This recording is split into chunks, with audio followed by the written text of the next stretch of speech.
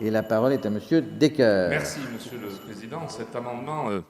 vise à donner les moyens nécessaires à la recherche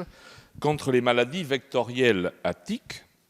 pour enfin pouvoir apporter des réponses aux personnes qui souffrent de la maladie de Lyme et aux associations qui les représentent. Aujourd'hui, de nombreux malades atteints par la maladie de Lyme, mais aussi les personnes qui souffrent de symptômes pouvant leur laisser craindre d'être atteintes, se retrouvent en errance thérapeutique et désespèrent d'obtenir des réponses à leurs nombreuses interrogations. La prise en charge comme le traitement de cette maladie divise la communauté scientifique, une division qui ajoute à leur désarroi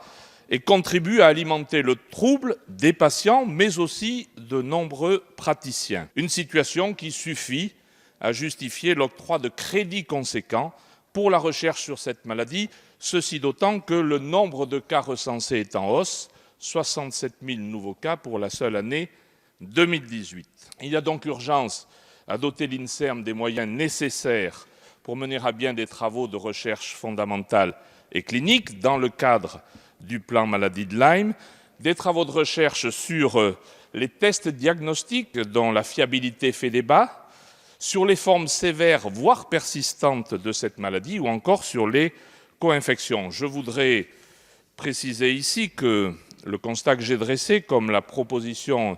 qui est faite, sont partagés par les collègues du groupe d'études maladie de Lyme, que je préside avec ma collègue Nicole Triss, qui, avec ma collègue Janine Dubié, ont toutes deux présenté des amendements identiques, des amendements soutenus par des députés sur tous les bancs de cette Assemblée et que je remercie. Cet amendement propose donc de créer un programme spécifique, recherche contre les maladies vectorielles à tiques, abondé à hauteur de 10 millions d'euros, prélevé sur l'action numéro 11 du programme 204.